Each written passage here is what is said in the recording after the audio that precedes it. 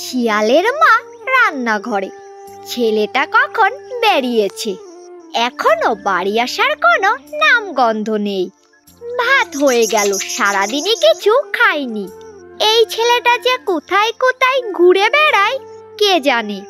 বাড়ি এসে ভাত খেলে আমি শান্তি পাই। সেদিন ঘন্টুর মা ঘন্টুর জন্য অনেক টেনশন করছিল। আজকে অনেক এদিক ওদিক বেরিয়েছি, খুব খিদে পেয়ে গেছে, তাড়াতাড়ি বাড়ি যাই।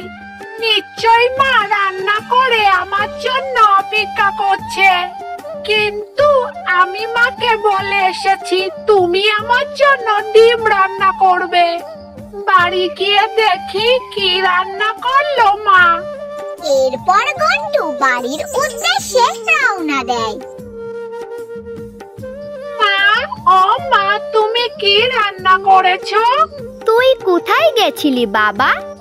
আমি কখন থেকে তোর জন্য অপেক্ষা করে আছি। কখন তুই আসবি আর ভাত খাবি। আর আজ ঘরে ডাল ছিল, তাই আমি ডাল রান্না করেছি। মা, তুমি কি রান্না করেছো? তুমি তো জানো আমি ডাল তেমন একটা পছন্দ করি না।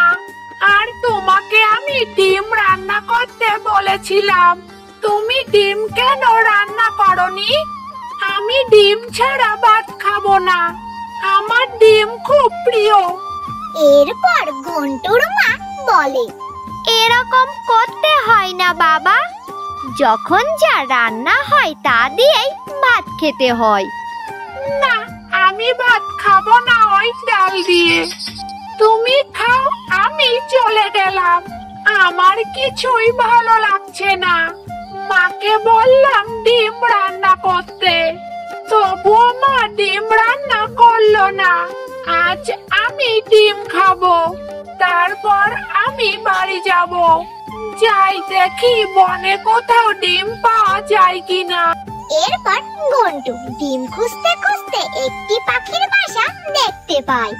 সেখানে 3টে ডিম ছিল। আরে ওই তো বাসাতে 3টে ডিম। যাই আমি চটপট করে ডিম 3টে খেয়ে নি। ঘন্টু যেই 3টে ডিম খেতে গেছে, অমনি পিছন থেকে এক টুনটুনি পাখি এসে ঘন্টুর মাথায় ঠক দিতে থাকে। চালাক শিয়ালের বাচ্চা, তুই এসেছিস আমার ডিম খেতে। দূর হ তাড়াতাড়ি এখান থেকে, দূর হ। আরে বাবারে, 3টে ডিম দেখতে পেলাম, সেটাও আমি খেতে পারলাম না।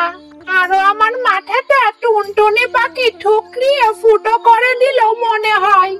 যাই বাড়ি যাই, মা যা রান্না করেছে সেটা দিয়েই আমি খাবো।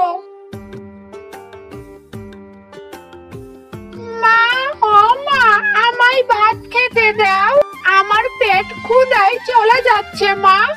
এরপর ঘন্টুর মা ঘন্টুকে বলে, কেন শেষ পর্যন্ত মায়ের কাছে ফিরে আসতে হলো তো? কি কোথাও কি রাজভোগ খেতে পেলি?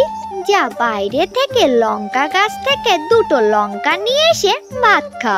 কাল তোকে আমি ডিম রান্না করে দেব।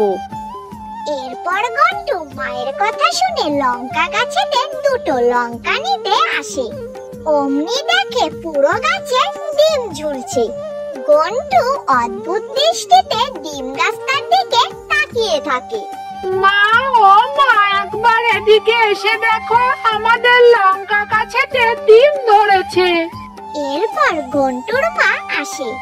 আরে অদ্ভুত তো, লঙ্কা গাছে ডিম। যাই হোক, ঈশ্বর তোর ডিম খাওয়ার কথা শুনেছে, তাই তোকে ডিমের গাছ উপহার দিয়েছে।